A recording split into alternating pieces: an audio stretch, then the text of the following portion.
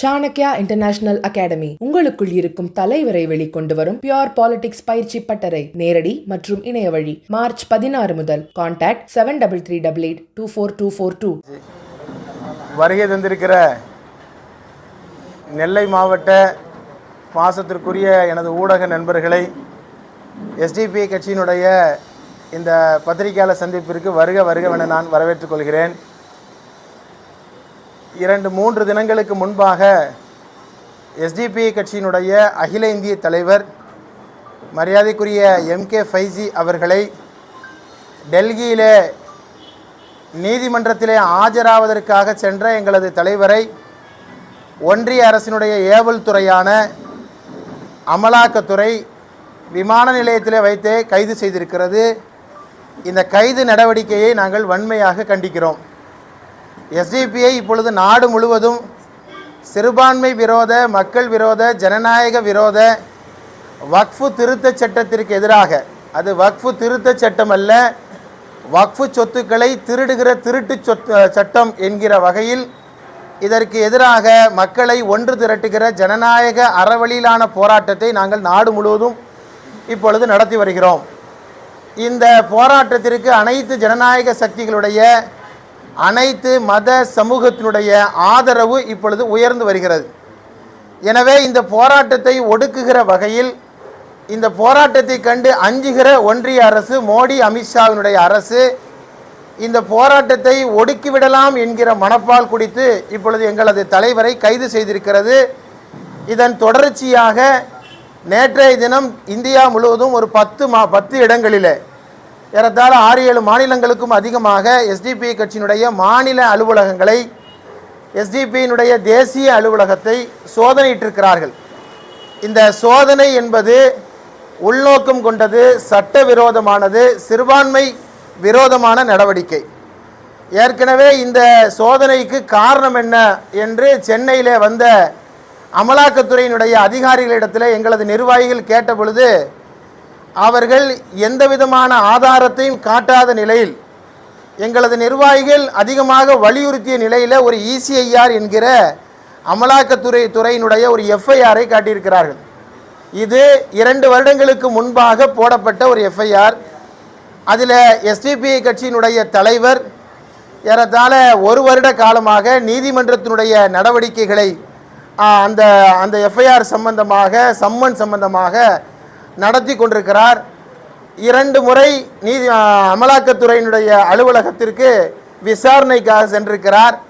எல்லா விதமான அழைப்பாணைக்கும் பதிலளித்து நீதிமன்றத்திலே போய் முறையிட்ட பின்பு டெல்லியினுடைய நீதிமன்றம் நீங்கள் மார்ச் மாதம் 10ஆம் தேதி ஆஜராக வேண்டும் என்று சொன்ன நிலையில் நீதிமன்றத்திற்கு ஆஜராவதற்காக சென்ற எங்களது தலைவரை விமான நிலையத்தில் வைத்து கைது செய்திருக்கிறார்கள். நீதிமன்றத்தின் மீது நம்பிக்கை கொண்டு எங்களது எஸ்டிபியினுடைய தலைவர் அங்கே சென்றிருக்கிறார். நீதிமன்றத்தின் மீது நம்பிக்கை இல்லாமல் ஏதோ குற்றவாளியை பிடிப்பதைப் போல ஜனநாயக அடிப்படையில் இந்தியா முழுவதும் நிகழ்ச்சிகளிலே பங்கெடுத்து வருகிற, சட்டத்திற்கு உட்பட்டு நடக்கிற போராட்டங்களை நடத்தி கொண்டிருக்கிற கட்சியினுடைய தலைவரை கைது செய்திருக்கிற இந்த நடவடிக்கை என்பது நீதிமன்றத்தின் மீது அமலாக்கத்துறைக்கு நம்பிக்கை இல்லை என்பதை பட்டவர்த்தனமாக காட்டுகிற ஒரு நிகழ்வாக இருக்கிறது. வகையில் இப்பொழுது எல்லா மாநில அலுவலகங்களுக்கும் சென்று சோதனைகளை நடத்தியிருக்கிறார்கள். நாங்கள் கேட்கிறோம், எல்லா சோதனையின் பொழுதும் கூட அவர்கள் எந்த ஆதாரத்தையும் இதுவரை அவர்கள் சட்டவிரோதமான எந்த தகவல்களையும் அவர்கள் கைப்பற்றியதில்லை. இந்த முறையும் சில பேப்பர்களையும் ஆஃபீஸில் இருக்கக்கூடிய கம்ப்யூட்டருடைய ஹார்ட் டிஸ்கையும் எடுத்து போனதை தவிர எந்த விதமான சட்டத்திற்கு விரோதமான நடவடிக்கையில் எஸ்டிபிஐ ஈடுபடுகிறது என்று சொல்லுகிற வகையில் அந்த எஃப்ஐஆருக்கு உட்பட்ட எதையும் அவர்களால் கண்டுபிடிக்க முடியவில்லை. ஆனால் கட்சியினுடைய பெயரை டேமேஜ் பண்ணிடலாம், அதற்கு ஒரு இழுக்கை ஏற்படுத்தி விடலாம் என்று நினைக்கிறார்கள். இந்த நடவடிக்கையின் காரணமாக எஸ்டிபிஐ கட்சியினுடைய இமேஜ் உயர்ந்திருக்கிறது, எஸ்டிபிஐனுடைய ஆதரவு பெருகி இருக்கிறது. எங்களது தொண்டர்கள் இன்னும் உற்சாகமாக, அதாவது மடியில் கனமில்லை, எனவே வழியில் பயமில்லை என்கின்ற அடிப்படையில் எந்த விதமான பயமுமின்றி களமாடி இருக்கிறார்கள். ஒன்றிய அரசினுடைய இந்த ஏவல் துறை, இடி, என்ஐஏ, சிபிஐ போன்ற ஏவல் துறைகள் எல்லாம் மோடி அமித்ஷாவிற்கு அவர்களை பரிசுத்தப்படுத்துவதற்கு பயன்படுகிறதே ஒழிய ஒரு பொழுதும் இந்த நாட்டில் குற்றங்களை தடுப்பதற்கு கண்டுபிடிப்பதற்கு பயன்படலை. இருந்தால் அமலாக்கத்துறை ஏறி இருக்க வேண்டிய அலுவலகம் PM கேர் நிதியிலிருந்து என்ன மோசடி நடந்தது என்று விசாரித்திருக்க வேண்டும். சாரதா சிட்பண்ட்ஸில் நடந்ததை விசாரித்திருக்க வேண்டும். அதுபோல ரஃபேலினுடைய ஊழல் என்ன நடந்தது என்பதை விசாரித்திருக்க வேண்டும். அதையெல்லாம் இதுவரைக்கும் செய்யாதவர்கள் மேற்கு வங்காளத்தினுடைய சுவேந்து அதிகாரி என்கிற திரிணாமுல் காங்கிரசினுடைய தலைவர் ஒரு வழக்கில் சாரதா சிட்பண்ட்ஸ் வழக்கில் மாட்டின பின்னால அவர் பாஜகவில் சேர்ந்த உடனே அவர் பிளாக் ஒயிட்டாக மாறிவிட்டார். அவரை நல்லவராக வெளுக்கிற வாஷிங் மிஷின் மாதிரி இன்னைக்கு அமலாக்கத்துறை எல்லாருக்கும் ஒரு புனித பசு சான்றிதழை கொடுத்து கொண்டிருக்கிறது. அதுபோல தமிழகம் முழுவதும் நிறைய ரைடுகளை நேற்று நடத்தியிருக்கிறார்கள். திமுகவுடைய செந்தில் பாலாஜி அமைச்சரினுடைய உறவினர்கள் வீடுகள் நடத்தியிருக்கிறாங்க. அதுபோல ஜெகத் ரட்சகன் எம்பியினுடைய வீடுகள் நடத்தியிருக்கிறாங்க. மொத்தமாக தனக்கு எதிராக எழும்புகிற எதிர்குரல்களை நசுக்குவதற்கு வேட்டை நாய்களைப் போல இந்த ஏஜென்சிகளை ஒன்றிய அரசு பயன்படுத்துகிறது. SDP கட்சிக்கு இந்த ஏஜென்சிகளை கண்டு எந்த அச்சமும் இல்லை. எங்களுடைய மடியில் கனம் இல்லை. எனவே எங்களுடைய வழியில் எந்த பயமும் இல்லை. எங்களது குரல்களை ஒடுக்கி விடலாம், நசுக்கி விடலாம், முடக்கி விடலாம் என்று ஒன்றிய அரசு நினைத்தால் அது ஒருபொழுதும் நடக்காது. உங்களது நீங்கள் நினைக்கிற சிந்தனை ஒருபொழுதும் எடுபடாது. SDP கட்சி தொடர்ந்து வக்ஃபு திருத்த சட்டத்திற்கு எதிராக இந்த நாட்டை சிறுபான்மை மக்களை பாதிக்கிற எல்லா நடவடிக்கைகளுக்கும் சட்ட திட்டங்களுக்கும் எதிராக தொடர்ந்து நாங்கள் களமாடுவோம். ஜனநாயக அடிப்படையில் களமாடுவோம். இந்த மக்கள் விரோத ஆட்சியாக இன்றைக்கு நடந்து கொண்டிருக்கிற இந்த ஆட்சியினுடைய அவலங்களை மக்கள் மன்றத்தில் அவர்கள் முகத்திரையை கிழிக்கிற நடவடிக்கை தொடர்ந்து SDP கட்சி நடத்தும். எனவே இந்த விஷயத்தில் SDPயினுடைய தலைவரை அவர் மீது போடப்பட்டிருக்கிற வழக்கிலிருந்து நாங்கள் சட்ட ரீதியிலாக அதனை நாங்கள் எதிர்கொண்டு நாங்கள் வெற்றி பெறுவோம். எங்களது தலைவர் குற்றமற்றவர் என்ற நிலையில் அவர் விரைந்து வெளியில் வருவார். அதுபோல எங்கள் மீது சாட்டப்பட்டிருக்கிற அத்தனை அவதூறுகளுக்கும் நீதிமன்றத்தின் மூலமாக ஜனநாயக அடிப்படையில் அனைத்து மக்களுடைய ஏகோபித்த ஆதரவோடு SDP வெற்றி பெறும் என்பதை இந்த தருணத்தில் நான் சுட்டிக்காட்டுவதற்கு கடமைப்பட்டிருக்கிறேன். அதுபோல தமிழ்நாட்டை பொறுத்தவரை இன்றைக்கு மும்மொழி கொள்கைக்கு எதிராக இருமொழி கொள்கைக்கு ஆதரவாக ஒட்டுமொத்த தமிழகமும் இருக்கிறது. SDP கட்சியும் இருமொழி கொள்கைக்கு ஆதரவாக இருக்கிறது. இந்தி திணிப்பிற்கு எதிராக இருக்கிறது. எத்தனை மொழிகளை வேண்டுமானாலும் படிக்கலாம், ஆனால் ஒரு மொழியை படித்து தான் தீரணும் என்று திணிக்கிற அந்த நடவடிக்கையை நாங்கள் வன்மையாக கண்டிக்கிறோம். எனவே இந்தி திணிப்பிற்கு எதிராக இன்றைக்கு நடைபெறுகிற அத்தனை போராட்டங்களையும் SDP கட்சி ஆதரிக்கிறது. இந்தி திணிப்பை தேசிய கல்விக் கொள்கையின் வழியாக திணிக்க முயல்கிற ஒன்றிய அரசினுடைய நடவடிக்கையை நாங்கள் வன்மையாக கண்டிக்கிறோம். தமிழ்நாட்டில் இருமொழி கொள்கையை ஏற்றுக்கொண்டால், மும்மொழி கொள்கையை ஏற்றுக்கொண்டால் மட்டும்தான், அல்லது தேசிய கல்விக் கொள்கையை ஏற்றுக்கொண்டால் மட்டும்தான் நாங்கள் 2000 கோடி ரூபாய் பணத்தை 5000 கோடி ரூபாய் பணத்தை தருவோம் என்று சொல்லியிருக்கிற அந்த அமைச்சர் தர்மேந்திர பிரதானுடைய அந்த அநாகரிகமான எதேச்சாதிகார நடவடிக்கையை SDP கட்சி வன்மையாக கண்டிக்கிறது. ஒன்றிய அரசு தமிழக மாணவர்களுடைய எதிர்காலத்தில் கை வைக்காதீங்க, இது தேன்கூட்டில் கை வைக்கிறதா மாறிடும், ஒரு மிகப்பெரிய போராட்டத்திற்கு வழிவகுத்துரும். நாளைய எங்களது எதிர்கால தலைமுறையினுடைய கல்வியை பாதிக்கிற நீட்டு சட்டத்திற்கு எதிராக, மும்மொழி கொள்கைக்கு எதிராக, தேசிய கல்விக் கொள்கைக்கு எதிராக ஒட்டுமொத்த தமிழகமும் கிளர்ந்தெழும். இந்த நடவடிக்கைகளை ஒன்றிய அரசு நிறுத்தி கொள்ள வேண்டும். தமிழக அரசிற்கு கொடுக்க வேண்டிய அந்த நிதியினை உடனடியாக விடுவிக்க வேண்டும். இல்லை என்றால் SDP தொடர்ந்து இந்த கோரிக்கைகளுக்காக போராடும். ஒன்றிய அரசு கொண்டு வந்திருக்கிற வக்ஃபு திருத்த சட்டத்திற்கு எதிராக நாங்கள் நிறைய போராட்டத்தை நடத்திட்டு இருக்கிறோம். இந்த வக்ஃபு திருத்த சட்டத்திற்கு எதிராக தமிழக சட்டமன்றத்தில் தீர்மானத்தை கொண்டு வர வேண்டும் என்று நாங்கள் தொடர்ந்து வலியுறுத்துகிறோம். 14ஆம் தேதி கூடுகிற தமிழகத்துடைய சட்டமன்றத்தில் வக்ஃபு திருத்த சட்டத்திற்கு எதிராக ஒரு தீர்மானத்தை தமிழக அரசு கொண்டு வந்துட வேண்டும். தாமிரபரணி என்பது இன்றைக்கு ஆக்கிரமிப்புகளால் இன்றைக்கு அசுத்தமாக்கப்பட்டு கொண்டிருக்கிறது, ஒரு வற்றாத ஜீவத நதியாக இருக்கிறது. தாமிரபரணி பாதுகாக்கப்பட வேண்டும் என்பதற்காக SDP தொடர்ந்து போராட்டங்களை நாங்கள் நடத்தி வருகிறோம். அந்த வகையில் இன்றைக்கு 200 கோடி ரூபாயை தமிழக அரசு தாமிரபரணியினுடைய சீரமைப்பிற்காக வேண்டி ஒதுக்கி இருப்பதாக சொல்லி அறிவித்திருக்கிறது. ஆனால் எந்த வேலையும் நடந்த மாதிரி தெரியல, ஆக்கிரமிப்பாகத்தான் இருக்கிறது. எனவே போர்க்கால அடிப்படையில் உயர்நீதிமன்றத்துடைய நீதிபதிகள் கூட வந்து பார்த்துட்டு போயிட்டாங்க.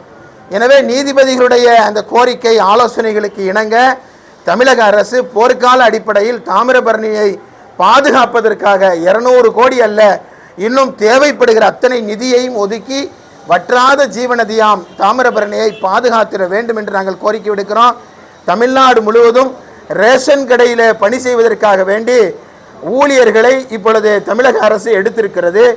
அவர்களை தேர்வு செய்து டிசம்பர் மாதமே நாங்கள் பொறுப்பில் அமர்த்தி விடுவோம் என்று சொன்னார்கள், பணியில் அமர்த்தி விடுவோம் என்று சொன்னார்கள். மார்ச் மாதம் ஆச்சு, இது வரைக்கும் நடக்கலை. இப்படி தாமதித்தால் அது வேற லஞ்சத்திற்கோ ஊழலுக்கோ வழிவகுக்க காரணமாகிவிடும். எனவே ரேஷன் கடை என்பது ஏழை எளிய மக்களுக்கான அந்த நிவாரண அந்த பொருட்களை வழங்குகிற இடமாக தளமாக இருக்கிறது. எனவே தேர்ந்தெடுக்கப்பட்டிருக்கிற தெரிவு செய்யப்பட்டிருக்கிற அந்த ரேஷன் கடை பணியாளர்களை உடனடியாக பணியில் அமர்த்துகிற வகையிலான நடவடிக்கையை தமிழக அரசு விரைந்து எடுத்திட வேண்டும் என்கின்ற கோரிக்கையை இந்த ஊடக சந்திப்பின் வாயிலாக தமிழக அரசிற்கும் ஒன்றிய அரசிற்கும் நாங்கள் கேட்டுக்கொள்கிறோம். திராவிட கட்சிகள் முஸ்லீமுடைய உணர்வுகளை புரிந்து கொள்கிற வகையில் தமிழ்நாட்டை பொறுத்தவரை இஃப்தார் நிகழ்ச்சி நடத்துவாங்க. அதே போல் அண்ணன் திருமாவளவன் அவர்கள் இஃப்தார் நிகழ்ச்சியை தொடர்ந்து அவரும் நோன்பை பிடித்து கொண்டு நடத்துகிறார். அதே போல் அன்பு சகோதரர் தளபதி அண்ணன் அவர்களும் இந்த விஜய் அவர்களும் இப்போ இந்த நோன்பை பிடிச்சிட்டு இன்றைக்கி ஒரு நாள் நோன்பு பிடிச்சிட்டு இஃப்தார் நடத்துகிறோம் என்று சொல்லுகிற இதை நம்ம நல்ல ஒரு பாசிட்டிவான விஷயமாக பார்க்குறோம். சிறுபான்மை மக்கள் கொஞ்சம் கொஞ்சமாக கைவிடப்பட்டு கொண்டிருக்கிற சூழலில் ஆளுகிற ஆட்சியாளர்கள் மொத்தமாக சிறுபான்மை மக்களே இருக்கக்கூடாதுன்னு நினைக்கிற ஒன்றிய அரசு நினைக்கிற நிலையில் அதற்கு எதிராக மக்களுடைய உணர்வுகளை புரிந்து கொள்கிற இது மாதிரியான விஷயங்கள் வரவேற்கத்தக்க விஷயம். அது ஒரு பாராட்டத்தக்க விஷயமாகவே அதை நாங்கள் கருதுகிறோம். நல்ல விஷயம்.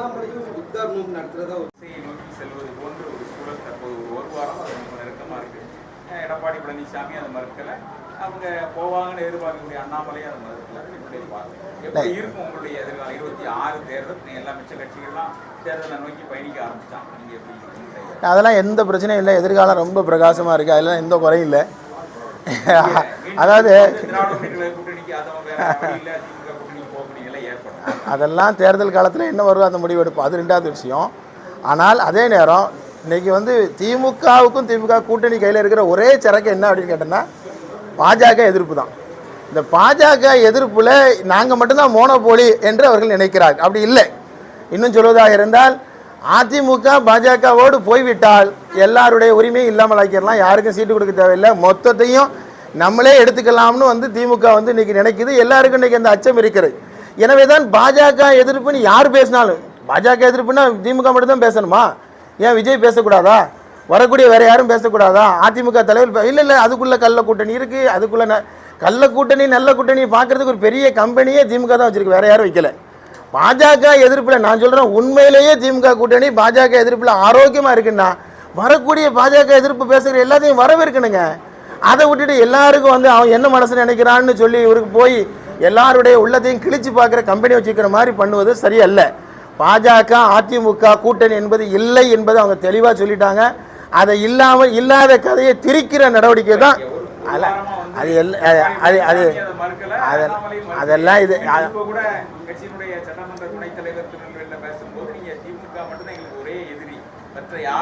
திமுக எதிரிங்கிறதுல மாற்றுக்கிறதே இல்லைங்க. அவர் ரொம்ப அழகாக சொல்லிட்டாரு, எல்லா இதுலேயும் சொல்லிட்டாரு. இது நான் எடுத்த முடிவில் என் கட்சி எடுத்த முடியும். நீங்கள் அதை பற்றி திரும்ப திரும்ப கேட்காதீங்க. பாஜகவோட கூட்டணிங்கிறது முடிஞ்சு போன டாபிக் என்று முடித்தாச்சு. அதை விட்டுட்டு என்ன தமிழ்நாட்டுக்கு நம்ம பேசலாம்? திமுக தமிழ்நாட்டுக்கு செய்கிற அநீதிகளை நாங்கள் பட்டபத்திரமாக நாங்கள் சொல்ல போகிறோம்னு சொல்கிறாங்க. இது என்ன தவறு இருக்குது? ஆளுகிற ஆட்சி செய்கிற தவறுகளை ஒரு எதிர்கட்சி சுட்டி காட்டும். அதையெல்லாம் போய் திமுக ரொம்ப தெளிவாக பிளான் பண்ணிட்டாங்க. யார் பிஜேபி எதிர்ப்புன்னு பேசினாலும் இல்லை அதில் ஒரிஜினல் இல்லைன்னு சொல்லணும், நாங்கள் மட்டும்தான் ஒரிஜினல்னு சொல்லணும்னு முடிவு பண்ணிட்டாங்க. அதனால் அரண்டவன் கண்ணுக்கு இரண்டதெல்லாம் பேய் என்பது சொல்வது போல் எதை பார்த்தாலும் பாஜக ஆகா நம்மளுடைய இதை பிடிங்கிட்டு போயிடுவாங்களோங்கிற கவலை அவங்களுக்கு வர தொடங்கியிருக்கு. வேறு ஒன்றும் இல்லை. அதெல்லாம் இல்லை. பாஜக தமிழ்நாட்டில் டசன்ட் மேட்டர். அவங்களால ஒன்றும் செய்ய முடியாது, ஒரு இடத்துலையும் ஜெயிக்க முடியாது. நான் இப்பொழுது சொல்லுகிறேன், எழுதி வைத்துக் கொள்ளுங்கள். வரவிருக்கிற 2026 பாஜக தமிழ்நாட்டில் ஒரு இடத்துலையும் ஜெயிக்க போகிறதில்லை. அதிமுக பாஜக கூட்டணி நடைபெற போகிறதில்லை. இவங்க நினைக்கிற எதுவுமே நடக்க போகிறதில்லை. நல்ல மாற்றம் தமிழ்நாட்டில் வரத்தான் போகுது. மக்களுக்காக பேசப்படக்கூடியவர்கள் வரத்தான் போகுது. நிச்சயமாக ஏற்படும். அப்படி ஒரு தேவை தமிழ்நாட்டில் இருக்குது. தமிழ்நாட்டு மக்களுக்கு அப்படி ஒரு அவசியம் இருக்கிறது. அந்த நிலையில் அதற்கான ஒரு அவசியம் தமிழ்நாட்டில் இருக்குது. அதனால் இது நல்லதே. நான் உங்களையும் சேர்த்து நல்லதே நடக்கும் நம்ம எல்லாரும் நினைப்போம். ஒன்றும் பிரச்சனை. நோம்பு மாதம் நல்லதே நடக்கட்டும் துவா செய்வோம். நல்லதே நடக்கும், எந்த கவலையும் இல்லை. பாஜக ஒரு பெரிய சீன் எல்லா இடத்துலையும் போடலாம், தமிழ்நாட்டில் ஒன்றும் போட முடியாது. ஒன்றும் இல்லை. அவங்க இப்படியே காலத்துக்கும் பேசி அண்ணாமலை அற்புதமாக கட்சி வளர்த்துட்டு இருக்காரு. அவர் வளர்க்குறத பற்றி எல்லாருக்குமே தெரியுது. போகிற இடத்துல பூரா நடக்கிற கதைகள்லாம் தெரியும். நான் அவரை பற்றி சொல்லி அவர் ஒரு பெரிய ஆள்னு காட்டுறதுக்கு நான் விரும்பலை. அவரால் தமிழ்நாட்டிற்கு செய்ய வேண்டிய காரியம் என்பது ஒன்றும் இல்லை. அப்படி செய்கிறதா இருந்தால் தயவுசெய்து தமிழ்நாட்டை விட்டு வேறு எங்கேயாவது போயிட்டோம். அதை தவிர வேறு ஒன்று.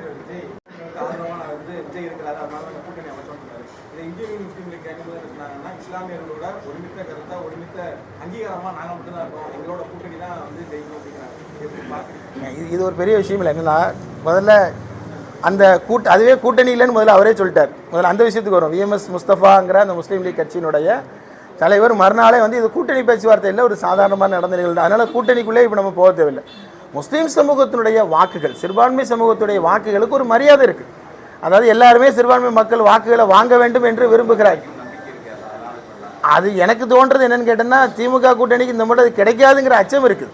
அதனுடைய வெளிப்பாடு தான் இன்றைக்கி எல்லா பக்கமும் இல்லை எங்களோட தான் இருக்கிறாங்கன்னு சொல்லுகிற நிலைக்கு தள்ளப்படுகிறார்களோன்னு நினைக்கிறேன். அதுதான் உண்மை. மற்றபடி சிறுபான்மை வாக்குகளை எல்லாரும் பெற வேண்டும் என்று நினைப்பது ஒரு நல்ல விஷயம். அது வந்து ஒரு மதச்சார்பற்ற தன்மைக்கு ஒரு அடையாளமாக பார்க்கிறார்கள் என்கிற அந்த விஷயம் தமிழ்நாட்டில் மட்டும்தான் இருக்குது. அதை நல்லபடியாக பாராட்டுவோம். அதனால் அந்தந்த தேர்தல் சமயங்களில் இருக்கிற அந்த டிஸ்கோர்ஸை அனுசரித்து, அப்போ இருக்கிற அந்த பாலிசியை அனுசரித்து, கூட்டணிகள் மக்கள் தலைவர்கள் என்ன பேசுகிறார்கள் என்பதை அனுசரித்து ஒரு தீர்மானங்கள் எடுப்பாங்க. என்னவாக இருந்தாலும் ஒரு மாற்றம் வேண்டும் என்று எல்லாரும் விரும்புகிறாங்க. அதை மட்டும் இப்போ நம்மளால் சொல்ல முடியும்.